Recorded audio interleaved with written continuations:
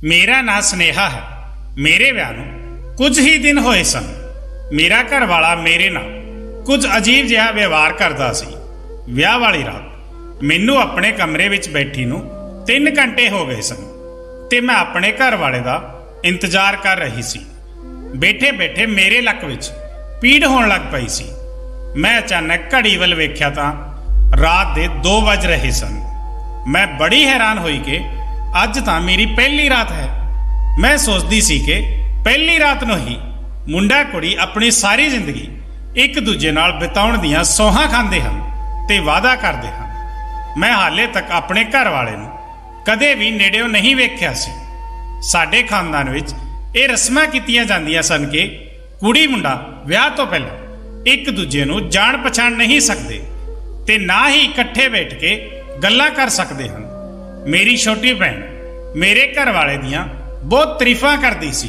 वो कहंदी जीजा जी बहुत चंगे हन। मैं अपने मन ही मन विच सुपने जिहे देखण लग पई। मैनू अपनी सुहागरात दा बड़े चिरां तो ही इंतजार सी। विआह वाली रात जदों मैनू अपने कमरे विच बिठाया गया तां मैं बड़ी डरी सहमी होई सी। अपने घर वाले दा 3 घंटे इंतजार करदी करदी दे मेरे सुपने ते ख्वाहिशां टुट रही सन। मैं एक बार तो सोचा कि बाहर जाके देखा कि वह है कित्थे, पर इन्नी रात नूं मैं बाहर नहीं जा सकती सी। मैनू नींद आउण लगी ते मैं बैड नूं पिठ ला के बैठी ही सौ गई। मैं होर इंतजार नहीं कर सकती सी। उदों ही अचानक दरवाजा खुलण की आवाज़ आई। मैं डर के उठी ते वेख्या कि कमरे विच तां हनेरा ही बहुत सी। मैं डरदे डरदे पूछा कि कौन है। मैनू कोई पैरां दी भी आवाज़ नहीं आई। मैं आवाज़ मारी कि की तुसी आए हो। कमरे विच इन्ना हनेरा क्यों है, जे लाइट चली गई। मैं इक्को ही सां विच किन्ने ही सवाल पूछ लए। फिर किसी ने बंदे दी आवाज़ विच खंगूरा मार के बोलिया कि मैं ही हाँ, तेरा घर वाला। मेरा दिल जोर जोर नाल धड़कण लगा। मैं जानदी भी सी कि इस वेले तां मेरा घर वाला ही कमरे विच आ सकदा है। मैनू इदां लगदा सी कि जिवें अपने घर वाले नूं देख के मेरी सारी थकावट दूर हो गई होवे। मैं हैरान तां होई सी कि उन्हां ने कमरे विच आउंदे ही लाइट बंद क्यों कर दित्ती। जे लाइट गई हुंदी तां मोमबत्ती या बैटरी कोई कमरे विच लै ही आउणी सी। मैं हनेरे विच ही उस वल देख रही सी। मैं उसनूं अपने कोल आउंदे होए महसूस किया। फिर उसने मेरे कोल बैठ के कहा कि मैनू माफ़ कर दो। मैं अपने दोस्तां नाल बाहर गल्लां बातां कर रहा सी ते मैनू पता ही नहीं लगा इन्ना टाइम कदों हो गया। उसने कहा कि मेरे दोस्त मैनू आउण ही नहीं दे रहे सन ते बस मजाक ही करी जा रहे सन। तू थक गई होवेगी, तू सो जा हुण, बाकी दियां गल्लां आपां कल नूं करांगे। मैनू उसदी आवाज़ कंबदी जिही लगी। वो बोल भी रुक रुक के रहा सी। उसनूं तां इहो जी कोई बीमारी भी नहीं सी जो वो इदां बोलदा। वो मेरे नाल इदां गल्लां कर रहा सी जिवें उसनूं शर्म आउंदी होवे। मैं सोचदी रही सी कि मुंडा हो के भी मेरे तो शर्मा रहा है ते मैनू बड़ी हैरानी जिही होई। मैनू अपनी छोटी भैन की गल याद आई कि उसने मैनू कहा सी कि दीदी जीजा जी गल्लां करदे साडे तो शर्मा रहे सन। मैं उन्हां नूं पुछया कि तुसी कमरे विच हनेरा क्यों कीता, तुसी मैनू देखना नहीं चाहुंदे। ये गल तां सच है कि एक कुड़ी अपने घर वाले करके ही हार श्रृंगार करती है ताकि उसका घर वाला उसनूं देखे ते उसकी तारीफ करे। वो किन्ना चिर चुप करके बैठा रहा ते फिर बोलिया, मैं तेनू रज के वेख लिया सी जदों तेनू मेरे कोल बिठाया सी। तुसी बहुत सोहणे हो, पर साडे ये रस्म कीती जांदी है कि मुंडा 1 महीने तक कुड़ी दा मूँह नहीं वेखदा ताकि उन्हां दी जोड़ी नूं नज़र ना लग जाए ते नाल ही वो एक दूजे नूं चंगी तरह समझ लैण। मेरी मम्मी ने कहा है कि कुछ दिन हनेरा करके ही तू अपनी घर वाली कोल जाना है। मैनू उसकी गल बड़ी अजीब जही लगी, पर मैं उसकी गल नूं सच मन लिया। मैं उस नाल कोई बहस नहीं करना चाहुंदी सी। मैं सौण लई लम्मा पैण ही लगी सी तां अचानक मेरा ध्यान पिया कि वो तां मेरे नालों पहलां ही लम्मा पै गया। मैनू बड़ी रीझ सी कि मैं उसका चेहरा तां वेख लवां। उसे दिन मैं उसनूं अपना सब कुछ मन लिया सी। जिस दिन वो बरात लैके आया सी अते उसने सहरा सजाया होया सी, मोतियां दियां लड़ियां करके मैनू अपने घर वाले दा मूँह चंगी तरह नहीं दस्या सी। इदां ही रात बीत गई। मैं सोचा कि सवेरे मैं अपने घर वाले नू वेखांगी। जदों सवेर नू मेरी अख खुली ते मैं पासा पलट के वेख्या तां मेरा घर वाला तां बैड ते है ही नहीं सी। बाथरूम का दरवाजा भी खुला पिया सी। मैं फटाफट उठी ते कमरे विचों बाहर चली गई। मैं बाहर होके वेख्या तां मेरी सस कुछ परेशान जही लग रही सी। वो मैनू देख के हल्का जिहा हसी। उसने मैनू इशारा करके अपने कोल आउण लई कहा। मैं उन्हां कोल गई ते नाल ही मैं आला दुआला देखण लगी कि मेरा घर वाला कित्थे चला गया। मैं अपनी सस कोल बैठी हुई सी ते उसने मेरे ते फूक जही मारी। वो कुछ पढ़ रही सी ते मैं सोचा वो मेरे लिए ही कुछ पढ़ रही सी, तां ही उसने मेरे उत्ते फूक मारी सी। मैनू अपने घर वाले दी गल याद आई कि शायद ये मेरे ते मेरे घर वाले लिए पढ़ रही है। मैं अपनी सस नू पूछा कि दविंदर कित्थे चले गए, वो मैनू घर विच किते दिस नहीं रहे। मेरी सस ने कहा वो तां काम ते चला गया है।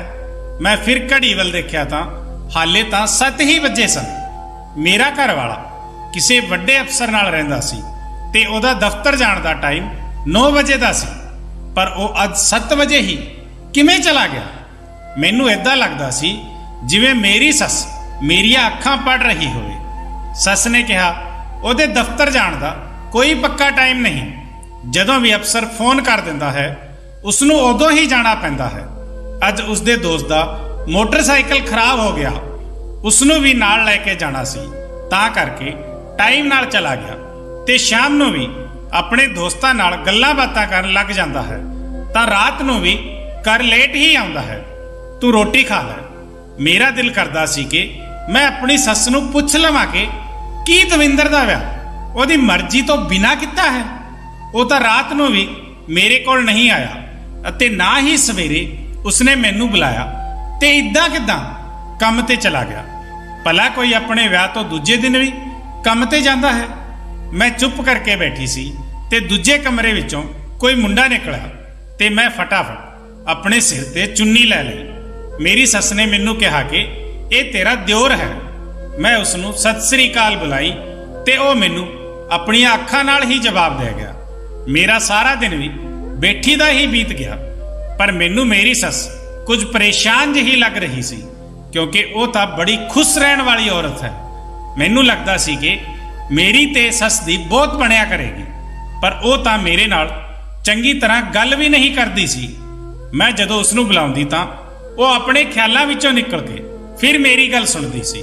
साडे घर विच मेरा घर वाला, दिओर, सस ते ननाण ही रहिंदे सन। मेरी ननाण मैनू कहंदी कि भाभी तुसी तैयार होके वीरे दा इंतजार कर रहे हो, तुसी मेरे नाल भी बह के गल्लां कर लिया करो।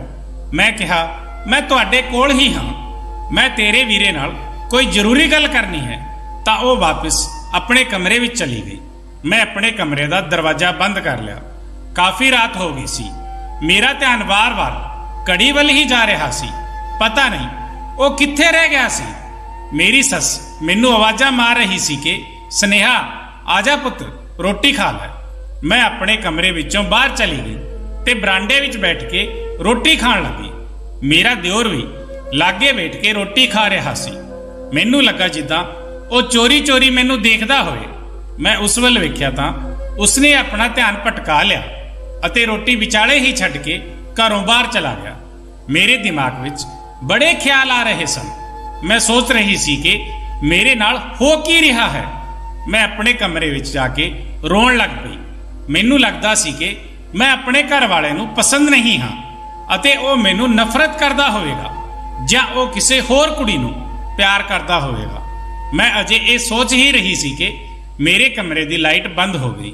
मेरा घर वाला दूजे पासे वल मुंह करके बैठा सी। मैं अज उस नाल सारी गल क्लीयर करना चाहती सी। मैं बिना कुछ बोले ही उस कोल जाके बैठ गई। मैं अपना मोढा उसदे मोढे नाल जोड़ के बैठ गई ते वो उठ के फटाफट मेरे तो दूर होके बैठ गया। मैं अपने घर वाले वल वेख्या ਤੇ ਹੌਲੀ ਜਿਹੀ ਉਸ ਕੋਲ ਜਾ ਕੇ ਉਸ ਦਾ ਹੱਥ ਫੜ ਲਿਆ। ਉਸਨੇ ਝਟਪਟ ਮੇਰੇ ਤੋਂ ਆਪਣਾ ਹੱਥ ਵੀ ਛੁਡਵਾ ਲਿਆ। ਮੈਨੂੰ ਕਹਿੰਦਾ ਕਿ ਤੂੰ ਜਿਹੜੀ ਵੀ ਗੱਲ ਕਰਨੀ ਹੈ ਜਲਦੀ ਕਰ, ਮੈਂ ਬਹੁਤ ਥੱਕਿਆ ਹੋਇਆ ਹਾਂ, ਮੈਨੂੰ ਨੀਂਦ ਆ ਰਹੀ ਹੈ। ਮੈਂ ਉਸਦੀ ਇਹ ਗੱਲ ਸੁਣ ਕੇ ਰੋਣ ਲੱਗ ਪਈ ਤੇ ਮੈਂ ਕਿਹਾ, ਮੈਂ ਤੁਹਾਨੂੰ ਪਸੰਦ ਨਹੀਂ ਹਾਂ ਜਾਂ ਤੁਸੀਂ ਕਿਸੇ ਹੋਰ ਕੁੜੀ ਨੂੰ ਪਸੰਦ ਕਰਦੇ ਹੋ? ਜੇ ਇਹੋ ਜਿਹੀ ਗੱਲ ਸੀ ਤਾਂ ਤੁਸੀਂ ਵਿਆਹ ਤੋਂ ਪਹਿਲਾਂ ਹੀ ਦੱਸ ਦਿੰਦੇ। ਉਸਨੇ ਕਿਹਾ, ਮੈਂ ਕਿਸੇ ਨੂੰ ਪਸੰਦ ਨਹੀਂ ਕਰਦਾ। ਮੇਰੀ ਇੱਕ ਮਜਬੂਰੀ ਹੈ ਕਿ ਨਾ ਮੈਂ ਤੈਨੂੰ ਦੇਖ ਸਕਦਾ ਹਾਂ ਤੇ ਨਾ ਹੀ ਮੈਂ ਤੇਰੇ ਕੋਲ ਆ ਸਕਦਾ ਹਾਂ। ਮੈਂ ਤੇਰੇ ਨਾਲ ਕੋਈ ਵੀ ਪਿਆਰ ਦੀ ਗੱਲ ਨਹੀਂ ਕਰ ਸਕਦਾ। ਮੈਨੂੰ ਉਸ ਦੀਆਂ ਗੱਲਾਂ ਤੇ ਗੁੱਸਾ ਆਉਣ ਲੱਗ ਪਿਆ ਕਿ ਇਹੋ ਜਿਹੀ ਕੀ ਮਜਬੂਰੀ ਹੈ ਇਹਦੀ। ਉਹ ਮੇਰੇ ਤੋਂ ਦੂਰ ਜਾਂਦਾ ਹੈ ਤੇ ਮੈਂ ਉਸ ਕੋਲ ਜਾਣ ਦੀ ਕੋਸ਼ਿਸ਼ ਕਰਦੀ ਹਾਂ। ਬਸ ਇਸੇ ਤਰ੍ਹਾਂ ਕਿੰਨੀਆਂ ਹੀ ਰਾਤਾਂ ਬੀਤ ਗਈਆਂ। ਮੈਨੂੰ ਪਤਾ ਨਹੀਂ ਕਿਉਂ ਇਦਾਂ ਲੱਗਦਾ ਸੀ ਕਿ ਚੋਰੀ ਚੋਰੀ ਮੈਨੂੰ ਕੋਈ ਵੇਖ ਰਿਹਾ ਹੈ ਤੇ ਜਦੋਂ ਮੈਂ ਦੇਖਦੀ ਤਾਂ ਮੈਨੂੰ ਕੋਈ ਵੀ ਨਹੀਂ ਦਿਖਦਾ ਸੀ। ਮੇਰਾ ਘਰ ਵਾਲਾ ਸਾਰਾ ਦਿਨ ਘਰੋਂ ਬਾਹਰ ਹੀ ਰਹਿੰਦਾ। ਇੱਕ ਦਿਨ ਮੈਂ ਸ਼ਾਮ ਨੂੰ ਚਾਹ ਬਣਾ ਕੇ ਆਪਣੀ ਸੱਸ ਨੂੰ ਦੇਣ ਚੱਲੀ ਸੀ ਤੇ ਉਹ ਕਿਸੇ ਨਾਲ ਫੋਨ ਤੇ ਗੱਲ ਕਰ ਰਹੀ ਸੀ। ਉਹ ਰੋ ਰੋ ਕੇ ਕਿਸੇ ਦੇ ਤਰਲੇ ਕੱਢ ਰਹੀ ਸੀ। ਮੈਨੂੰ ਆਪਣੀ ਸੱਸ ਤੇ ਬੜਾ ਤਰਸ ਆਇਆ, ਪਰ ਜੋ ਸੱਚਾਈ ਮੈਨੂੰ ਪਤਾ ਲੱਗੀ ਉਸਨੇ ਤਾਂ ਮੇਰੇ ਪੈਰਾਂ ਹੇਠੋਂ ਜ਼ਮੀਨ ਹੀ ਕੱਢ ਦਿੱਤੀ। ਹਫ਼ਤੇ ਕੁ ਬਾਅਦ ਮੇਰੀ ਸੱਸ ਦੀ ਵੱਡੀ ਭੈਣ ਮਿਲਣ ਲਈ ਸਾਡੇ ਘਰ ਆਈ। ਉਸਨੇ ਮੈਨੂੰ ਬੜੇ ਪਿਆਰ ਨਾਲ ਬੁਲਾਇਆ। ਅਸੀਂ ਰੋਟੀ ਵੀ ਇਕੱਠੇ ਬੈਠ ਕੇ ਖਾਧੀ। ਅਚਾਨਕ ਮੈਂ ਆਪਣੀ ਸੱਸ ਤੇ ਦਿਓਰ ਨੂੰ ਕਾਲੀ ਕਾਲੀ ਵਿੱਚ ਰੋਟੀ ਖਾਂਦੇ ਵੇਖਿਆ ਤੇ ਮੇਰਾ ਦਿਓਰ ਆਪਣੀ ਰੋਟੀ ਚੁੱਕ ਕੇ ਕਮਰੇ ਵਿੱਚ ਚਲਾ ਗਿਆ। ਮੇਰੀ ਨਨਾਣ ਤਾਂ ਜਲਦੀ ਹੀ ਸੋ ਜਾਂਦੀ ਸੀ। ਮੇਰੀ ਮਾਸੀ ਸੱਸ ਮੇਰੀ ਸੱਸ ਨੂੰ ਕਹਿ ਰਹੀ ਸੀ ਕਿ ਤੂੰ ਤਾਂ ਆਪਣੇ ਛੋਟੇ ਮੁੰਡੇ ਦਾ ਰਿਸ਼ਤਾ ਮੇਰੀ ਸਹੇਲੀ ਦੀ ਕੁੜੀ ਨਾਲ ਕੀਤਾ ਸੀ ਤੇ ਹੁਣ ਤੂੰ ਹੀ ਦੱਸ ਕਦੋਂ ਵਿਆਹ ਕਰਨਾ। ਮੇਰੀ ਸੱਸ ਨੇ ਗੱਲ ਨੂੰ ਟਾਲ ਮਟੋਲ ਕਰ ਦਿੱਤਾ। ਮੈਨੂੰ ਲੱਗਾ ਕਿ ਜਿਵੇਂ ਉਹ ਇਸ ਰਿਸ਼ਤੇ ਤੋਂ ਖੁਸ਼ ਨਹੀਂ ਹੈ। ਅਗਲੇ ਹੀ ਦਿਨ ਮੇਰੀ ਸੱਸ ਆਪਣੇ ਕਮਰੇ ਵਿੱਚੋਂ ਸੁੱਤੀ ਉੱਠ ਕੇ ਨਹੀਂ ਆਈ ਸੀ ਤੇ ਮੈਂ ਕਿਚਨ ਵਿੱਚ ਰੋਟੀ ਬਣਾ ਰਹੀ ਸੀ। ਮੇਰੀ ਮਾਸੀ ਸੱਸ ਵੀ ਉੱਥੇ ਹੀ ਆ ਗਈ।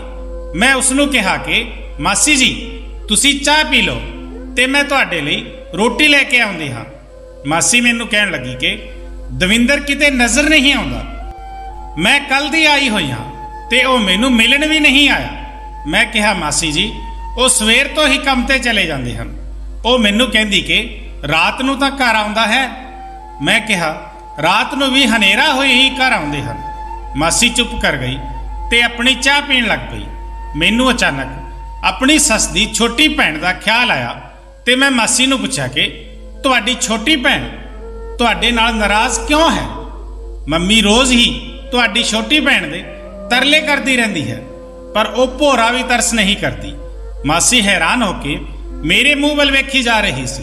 ਮਾਸੀ ਨੇ ਕਿਹਾ, ਅਸੀਂ ਤਾਂ ਬਸ ਦੋ ਭੈਣਾਂ ਹੀ ਹਾਂ। ਮੈਂ ਉਸ ਦੀ ਇਹ ਗੱਲ ਸੁਣ ਕੇ ਹੈਰਾਨ ਹੋ ਗਈ।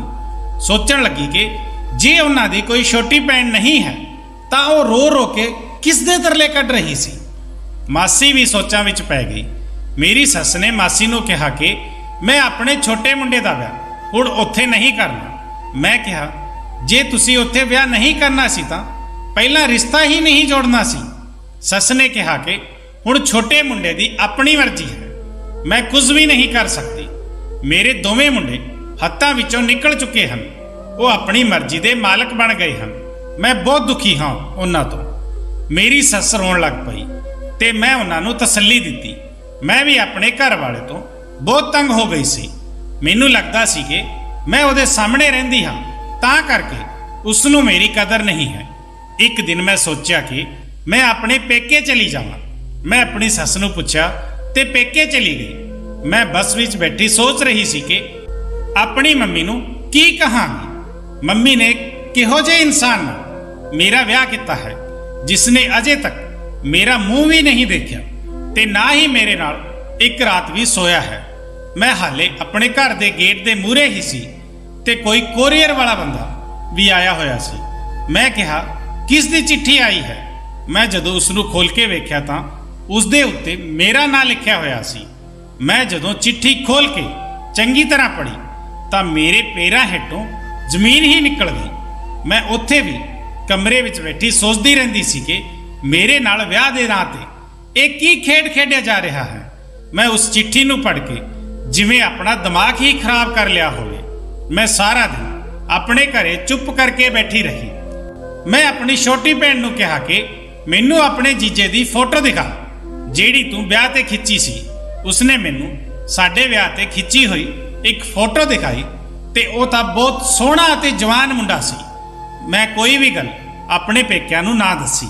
ਮੈਂ ਕੁਝ ਦਿਨਾਂ ਬਾਅਦ ਹੀ ਆਪਣੇ ਸਹੁਰੇ ਘਰ ਆਈ। ਮੈਂ ਸਾਰੀ ਸੱਚਾਈ ਸਾਹਮਣੇ ਲਿਆਉਣਾ ਚਾਹੁੰਦੀ ਸੀ। ਰਾਤ ਨੂੰ ਫੇਰ ਉਹੀ ਬੰਦਾ ਮੇਰੇ ਕਮਰੇ ਵਿੱਚ ਆਇਆ, ਜਿਹੜਾ ਪਿਛਲੇ 1 ਮਹੀਨੇ ਤੋਂ ਮੇਰਾ ਘਰ ਵਾਲਾ ਬਣ ਕੇ ਆਉਂਦਾ ਸੀ। ਸਵੇਰ ਹੁੰਦੇ ਹੀ ਉਹ ਚਲਾ ਜਾਂਦਾ ਸੀ। ਉਹ ਮੇਰੇ ਜਜ਼ਬਾਤਾਂ ਨਾਲ ਕਿਉਂ ਖੇਡ ਰਿਹਾ ਸੀ?